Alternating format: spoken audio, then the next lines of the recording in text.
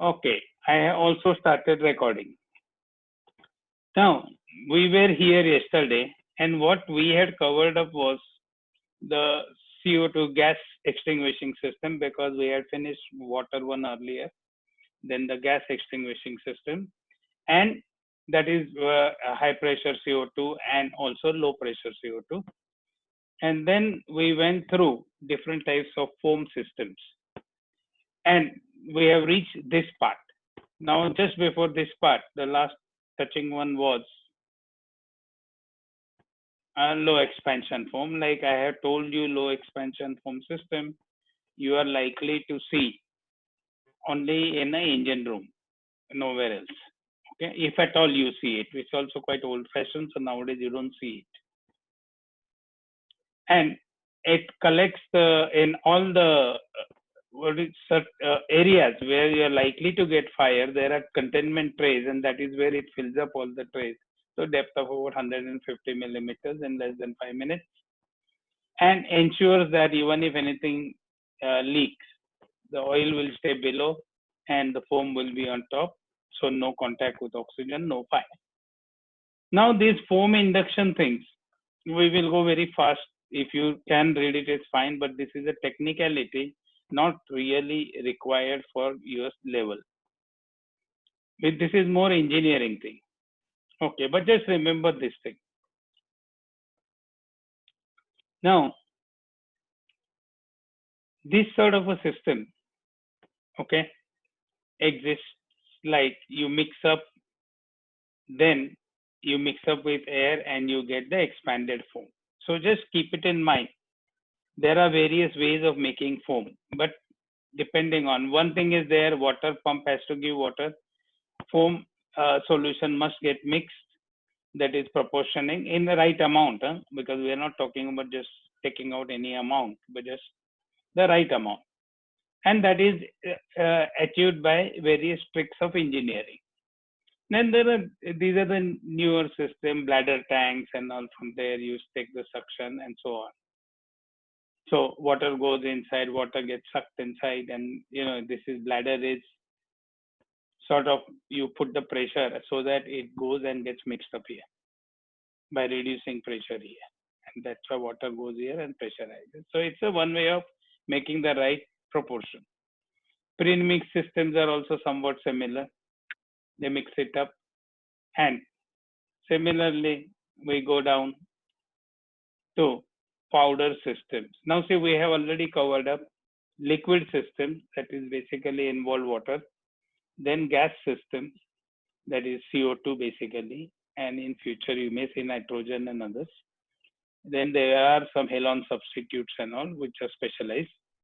Then we went through gas systems. We went through gas system with halon and all. And next one we went through foam system, where we had three types of foam: the low expansion, medium, and high expansion. All three are different. High expansion is more like soap bubbles, like what we actually experience in life. Medium expansion is different type of frothy stuff. And then you have got low expansion. Now we come to powder systems. Now see, because the same agents we are using, you are also using like DCP powders in fire extinguishers. This is on large scale, and it is normally there, not on all types of ships, but certain types of they are on these ones: liquefied gases and dry chemicals in bulk. So this is a specialist one. An odd ship may have it. It's not very common thing everywhere. Now the system is idea is to deliver powder from handheld hoses. See, we were always looking at it, hose means only for water. Then we realized that, okay, we don't deliver gas through portable hoses, but what we do, we also use it to deliver foam, medium expansion foam on deck through applicators. And now we are looking at a system where the handheld hose lines will deliver powder. Now, obviously, powder is not going to come out just as a solid thing. It is going to get mixed up with inert gas. So this is how it will come. See the gun with the trigger, because you are going to use it in the same way, the way you use your dry powder extinguisher. Now, as usual, this simple stuff, which is a common all over, two independent self-contained powder units, each with own controls, pressurizing as piping monitor, etc., etc. Because everywhere we have always two systems. There is nothing called one system on the ship. Practically everything is double. Okay, ensure to uh, uh, the non-failure, because if one fails, you have a second. If you have to maintain one, for some reason there is a problem, other one is working. So one way or the other, one is always available. Now, these monitors are put near loading discharging manifold areas, so that in case there is a fire while connection, disconnection, leakage, anything, you can do it. Now, just look at the standard thing. Okay. Now we are looking at this area. Above this is on cargo deck. This is powder storage room. You have got two systems with all independent piping, everything, with dry powder filled in. These are drivers like N2 cylinders. They are going to get mixed up here and drive the powder and deliver it to the deck. On deck also you have another pressure nitrogen cylinder pressurized, which is going to release the gas so that everything flows properly. Okay. So in the end, what you are going to do, you are going to deliver it to the monitors, which will be used manually to extinguish fire. How? By breaking chain reaction. That is where we use the dry powder. If you remember this much, it's fairly good enough, because this is not a common system and it is not really specifically mentioned. And till date, they have never asked on this.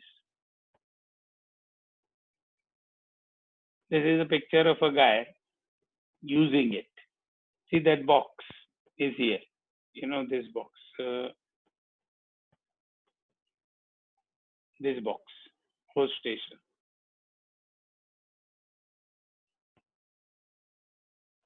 This is hose station. Guy has pulled out the hose and he is going to deliver. Usual stuff. Capacity is linked with what is the range from where you can deliver it.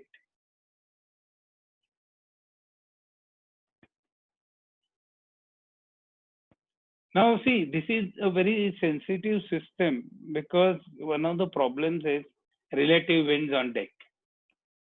You have to be really skilled to operate this. That's why it is not common, but you will find an odd ship with the higher standards today. Like we are coming now to these aerosol systems. Okay, I never seen one, but they do exist. It is powder to be delivered, dry powder for extinguishing. These aerosol systems are also on specialized ships. See, today there are ships which are highly specialized. Like if you go to places like Dahej, you know, it's north of Mumbai, where the ships have been converted into factories. They do processing of gases and all something there, and then there is the product and all. I know there is something there, though I don't know in details. But like those types of ships, you will need all these specialized systems, because you have created a factory there. The ship is a floating factory. If you know existence of this, you are okay. Yes, there is system like this, aerosol system. It is good in case of any interview or something. Exams, you are not going to get this question. Means there's no logic, because it's not clearly explained in your syllabus. But these are the specialist systems which are covered here. Now, this is the usual guidelines, like, all designing it has to be good. The discharge time should be like this, and, must be tested, and so on.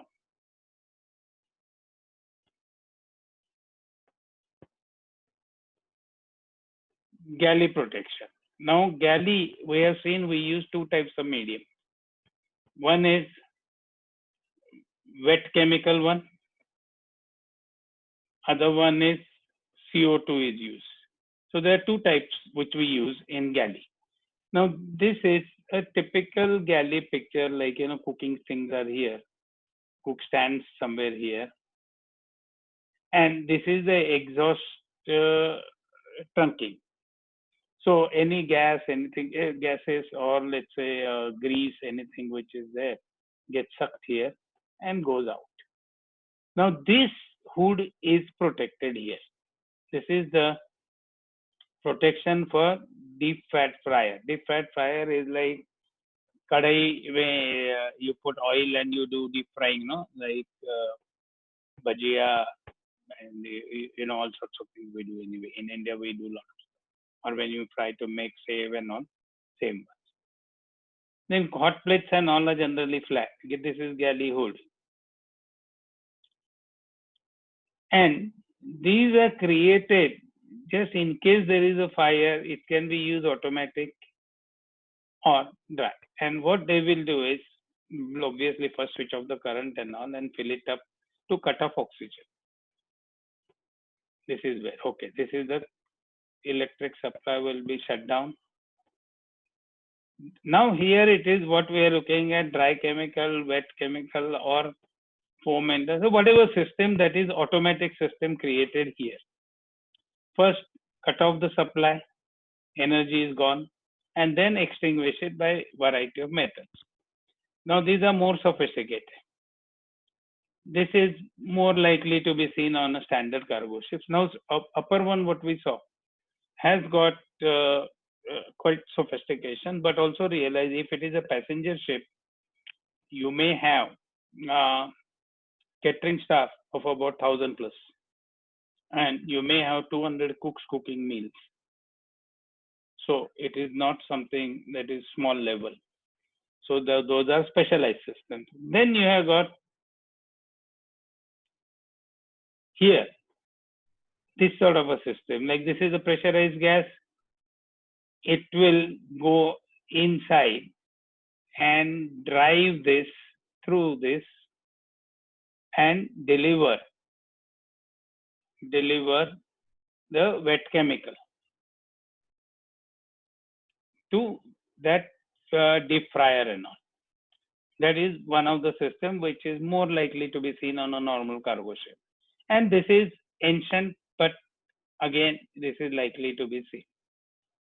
Now, this is the same CO2 cylinder, the release arrangement that is here. What you do is, in case there is a fire, now generally there is a lot of, even in spite of we use filters, cleaning everything. If fire goes through this, as it travels further, it is going to take the flames and start fire somewhere else. That is the reason you have got a CO2 fixed up here. In case there is a fire here anywhere, we know likelihood of fire here. We push this CO2 in this so that fire will not spread like this. Because this is going to catch fire immediately after there is a fire here. Those are the oils, and if you have any time cleaned up your galley exhaust at home, cooking, kitchen exhaust, you will also find that there is a greasy stuff which can catch fire, and that is generally the most dangerous area on the ship, because this is where we expect cooking, so there is heat, oxygen is always there. We have got fuel in form of cooking oils and all which can catch fire. Then there is also another issue of rolling and pitching, where there is a movement of the ship and oil and all can spill. Then that can happen. Anyway, that is the reason we have to be more careful here in the galley. Paint lockers and smaller places. We have touched it earlier also few times. Here you have got again CO2, dry powder, water spray or sprinkler system. Only thing is these paint lockers and small places, it is not automatic. It is manual. Like for example, this one is protected by CO2. If it is CO2 system, this is what we have already studied. There is a warning sign here, another warning sign here. But what is more important, what you can see is here, alarm system. Okay. And to release it, you will have to open this and you release the gas following the instructions. How it is? Simple. This is inside space. Okay, because discharge nozzle is here.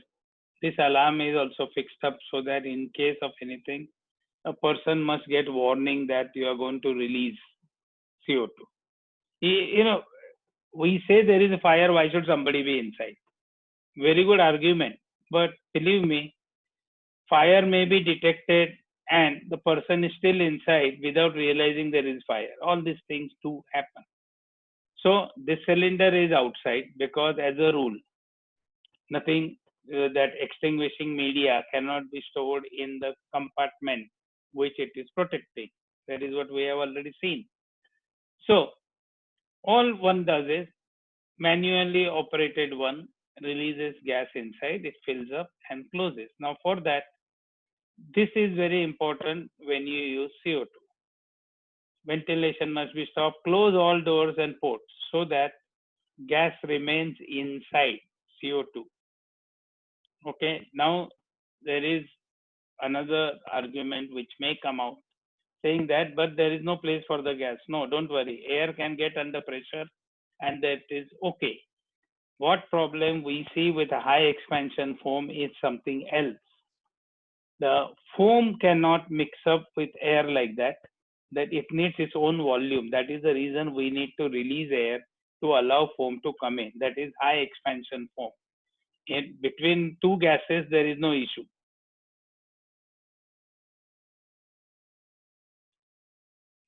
Now, this is the tricky part always when we use CO2.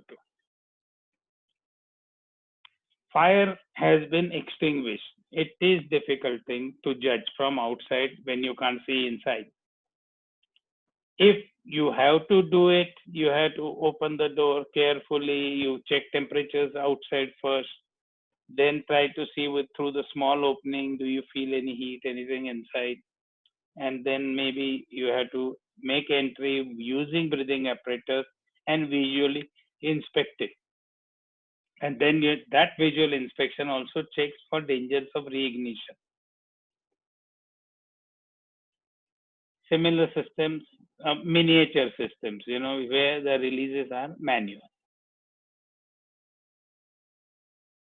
Now, this is interestingly, this picture is showing you something interesting. Never mind, this is telling you the valves, isolation valves, and all.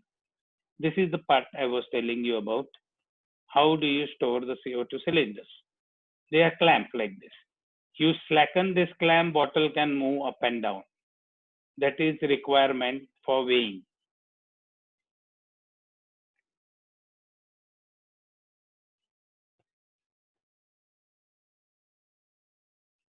You follow what is given to you by our lab. Okay, that manual. I use this one because that is with you and this is different one. So I thought there was some variation. Okay, now fire protection. Okay, some of the things we have already done, so we should not have any problem. We have repeating again because we did it first time with SOLAS regulations. Then we saw how FSS code describes the specific requirements, and then we have come to this. So this is like third time we are touching things.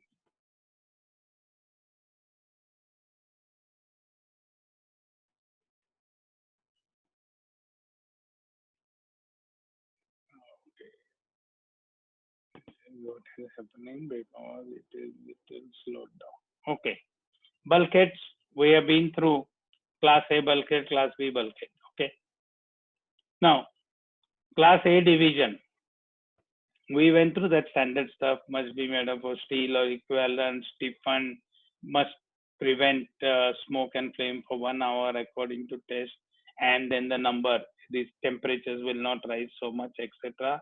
And what is 60 means, 60 minutes. We have been through that. Class B is what? It should last only half an hour test. And temperatures are there 139 to 25. And it stops only flame. Here it stops here. Smoke and flame. So in this case, smoke can leak. That is B bulkhead. But anyway, you have to know it thoroughly what is A and B. Now, what is the ship anyway? It is combination of different boxes created out of class A bulkheads. So each is isolated in case of fire. So your neighbor's house can burn, but you will be safe. It's something like that. Now here, get this general idea. Now see subdivision, how it is done. This is isolated from this. Now, passenger lounges are isolated from this separately, and vehicle spaces are also. That means if there is a fire here, it is not going to spread here or here immediately. Machinery space is isolated. And A30 divisions are used for passenger lounges and all, because by the time you will get passengers out anyway. Now, okay, there are variety of regulations. Don't worry, you just know there are regulations, because you are not here to mug up SOLAS. You should understand and you should know how to use a reference book. SOLAS is a reference book. Now, remember one thing. When you make any opening in any one of these bulkheads, okay, because like this is the bulkhead with A60. You make an opening here, that opening also must be A60 standard, those fire doors and all. Now, for cargo ships, there is a choice given. Okay, 1C, 2C, 3C, you decide which one are you going to follow. It's a method which makes your ship safe. Tankers don't have option. They got only method 1C. Now, okay, 1C and all, not at this stage, second match level, if you can understand this, good. The internal, without automatic sprinkler, fire detection, etc., and also on. But this is something which is decided during construction stage. We just follow and maintain it. Fire doors are with specifications. Fire doors are kept open only by, you can say, solenoid. If there is a fire alarm, all fire doors will close instantly. The solenoid power will be removed and no magnetic holding, it will close. Now, as standard rule, door must be capable of being opened from both the sides by one person only. Okay, so it has to be light enough. Then, additional one like self-closing. Close, because this means you have got those, we have got the small hydraulic door closers, something like that, it's fixed up. And one way or the other, they must close on their own. Even if you have left it open and holding it through a solenoid with magnetic force, when there is an alarm, it will close itself. And this is self-closing door. Must close within 40 seconds, means not less than 10 seconds. Why? Because you don't want accident. Somebody is in the door trying to escape and door closes on the guy. Even though we say one man should handle, You don't want somebody getting hurt in the door. That is why there is a minimum and maximum. Sliding door, again, the rate is given for the same reason. Now, sliding doors and all you'll find on passenger ships, but the rate is given to ensure the same thing, no accidents, and yet it must be closed. This is that same control I was talking, solenoid.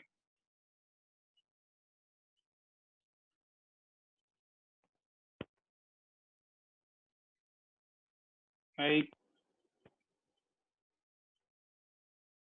Basic the purpose is what? One way or the other. If there is a fire, each zone must be protected independently. So you just close the openings and then it becomes a sealed unit. That's it, nothing more.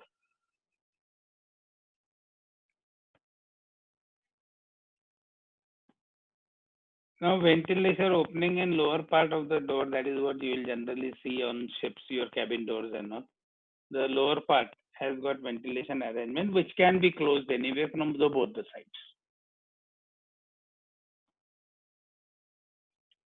Now, all doors are generally made out of steel anyway.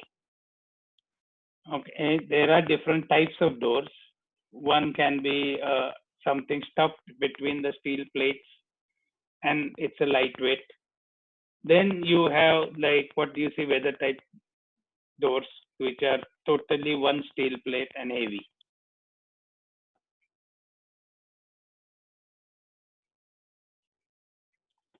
Now this hold back device, this is that solenoid I was talking about. Unless it is capable of remote release and fail safe type. That means no matter what happens, door should not remain open if there is fire. You cannot say I will go manually and do it. It has to be one of those automatic things which should be able to close image from remote position.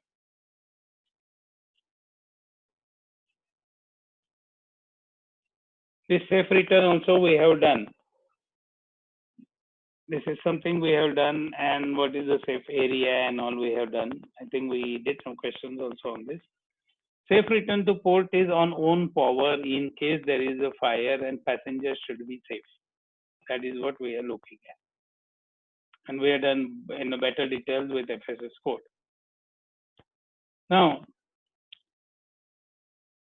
you have got air supply going on all the time on ships. Accommodation is getting like AC is working. Fresh air is introduced, even though they may be at times the percentage of fresh air might be low and more close circulation and all right. Whereas in engine room, you are always keeping engine room under positive pressure. That means pressure is above atmospheric pressure. So there are blowers working. When these blowers are working, they are supplying air to engine room. The big blowers are there. And like cargo spaces and all, it is voluntarily because it's part of ventilation. But machinery space, it is always working. Now, there is a motor and there is a fan, perfectly fine. But you also have a flaps to close it completely. Those are dampers. They are called dampers. So when you use it to close, that means what happens? I have switched off the electric motor, but then still it is possible for air to flow. Why? Because some may be hot and it is going rising and it is going out and so on. And that is not acceptable in case of fire, because if something leaks out, then some oxygen is going to go inside to replace it. And that is going to increase the fire. So what we have got fire dampers. In case of fire, what happens is you have got automatic controls as well as manual controls. Normally we use the manual controls where I can remotely shut off the ventilation in machinery space from one simple remote switch. Press it, ventilation stops, means blowers will stop. And you also have got other arrangement where you press one switch, all these dampers will be closed, so that machinery space gets sealed. Now, additionally, you have different ways of closing dampers. There are fusible links are also there. Automatic closure is there. But normally on cargo ships, you may not see automatic systems in use because of certain false alarms can come. And we are professionals. Passenger ships can be little different situation, but if it is automatic system, it needs approval. You just cannot put automatic system saying that I'm going to use. Now read through this. This is the picture of a fusible link. When it fuses, it breaks here. Okay, because the temperature goes higher, it breaks. Wire gets slack because then it cuts off. This loop will become tight. So there is extra play which will go and close the dampers. So here also remember, must be capable of manual override. Then as usual, if there are dampers, how will you know it's open or closed? So there are indicators which tells you it is open or closed. Or you may have a simple stencil marking telling you OS, open shut. 1 minute, 1 minute now. Get it, Dozo is awake. Go.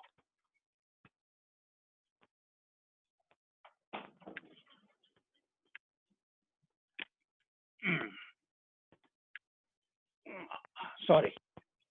What happened is Cadet Dozo got up right now and as usual decided to leave.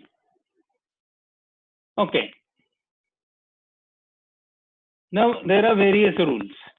You don't have to know all of them, but you generally must know like these things. Damper must have visible indicator to show it's open or closed. These are the things which make you smarter because you know there is a damper, so there has to be something. There is a damper, so what is the closing arrangement? What is the remote closing arrangement? How does it operate on a particular ship? That's it. Absence of this type of knowledge makes it difficult. If you try to mug it up, there's no thing. Most of the things are very logical. If you understand the principle, yes, we need dampers because we want to shut off air supply.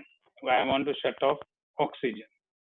So even if I have got a fan, but it can leak, so I need a damper. Fine. Now, if there is a damper, how do you open and close? Arrangement should be for one person. Fine. Then remote. Yes, remote indicator should be there. Remote arrangement should be there to close. Now, which is the method is used? Fine. And like all standard things. There is nothing complex. Now, see, this color is used, color coding is used. If it is located behind, then outside there must be marker, fire damper, so that you don't miss it. Or you will have fire damper with additional label of which one. So identification has to be there.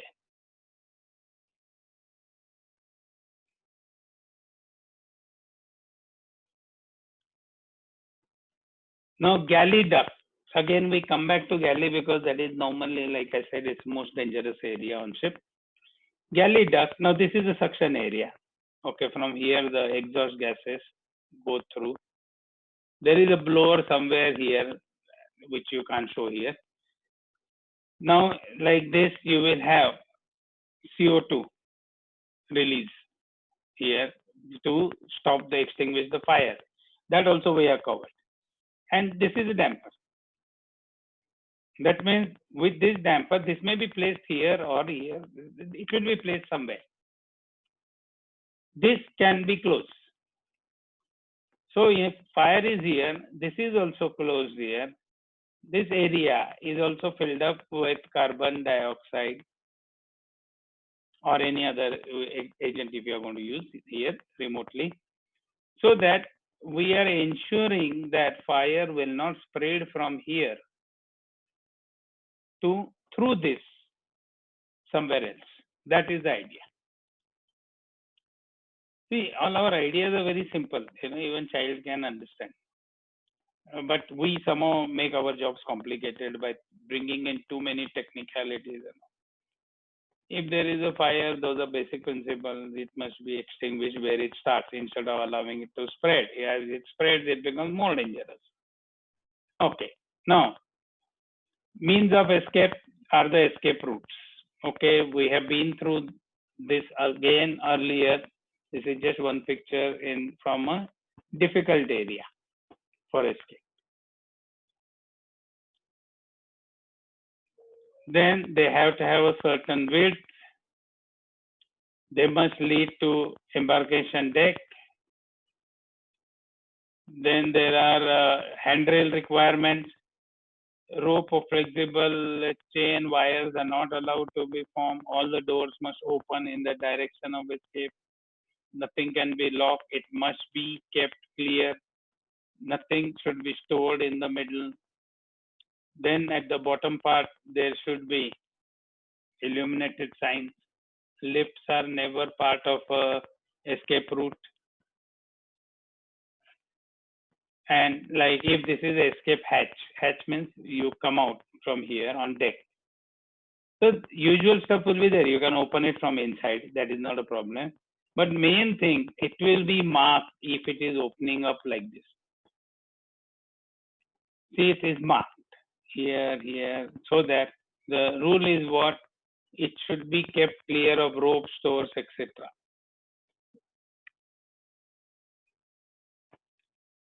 Routes are marked. There is lighting, which is again provided by emergency supplies.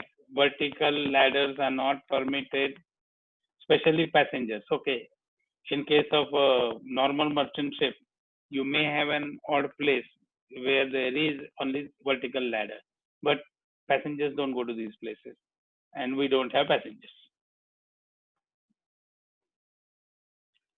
Then idea is you get out on open deck and reach the embarkation deck. Okay, if you are in accommodation, you don't have to run through because every deck we have got opening and you come out every day. So once you are out, you are better. A ready office and all from bridge, you will have outside ladders. Okay. Then this is what I have already said, open the direction of escape, etc., etc. Normally they are hinged, not locked. Any special arrangements, if required because of peculiar problem, then it is always approved. Then there are things like, as you come up, each upper platform gets bigger and bigger. This is that low location photo illumination, like this bottom part showing you the route. Okay, so you look at it. And why is it at bottom? Because in case this gets filled up with smoke, you can go down and see. That's why all signage, everything is also at bottom. In spite of having something on top, but bottom is where arrows and all are shown because you can see them. Marking,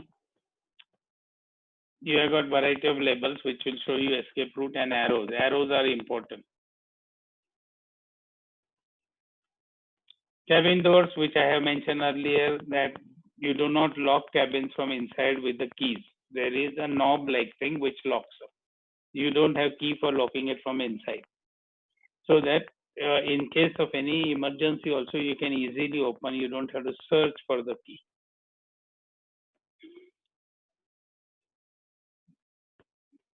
And there are at least 2 widely separated escape routes on ships, means airport route and starboard route. This EEBD, again we are touching it, we have touched it earlier, basically meant only for escape. It has got nothing to do with rescue operation. It is strictly for rescue of the person who is stuck inside. I'm not going to use it to rescue a third party.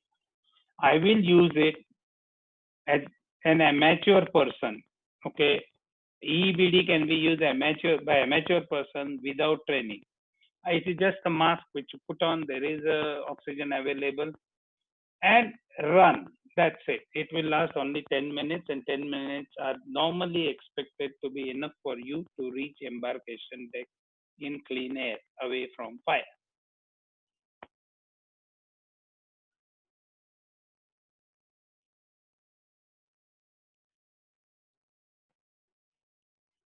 Now, a machinery space, there is additional thing which is done.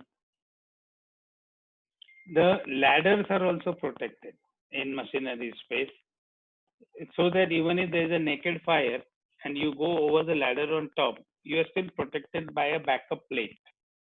So that is something you watch when you join the ship, that how it is done.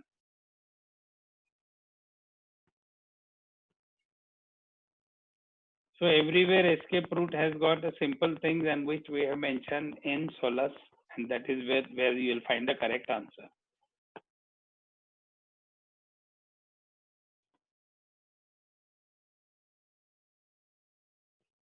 This access, this part, okay.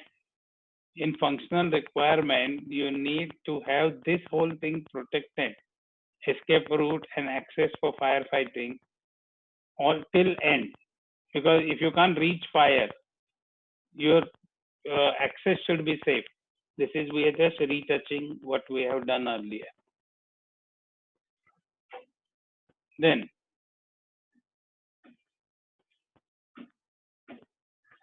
now this is where we'll stop today. And tomorrow, not tomorrow, we got it on Friday. So Friday, Saturday, we should finish most of the section 5. Okay. Section 5, we should, because there is not, most of it is repetition now. And you will be reading it and you have to take the test, because I have not seen you all taking the test. So next 2 days, take one test of each, which is already given on my website. Those MCQ tests. And what looks like right now is, see, we finish, Friday there will be no classes. Huh? Sorry, Friday is 1st of May. So Friday we will not do the class. And another, say, 4 next week, 4 lectures, we should be finished completely in next week. And then we will work out how to test you.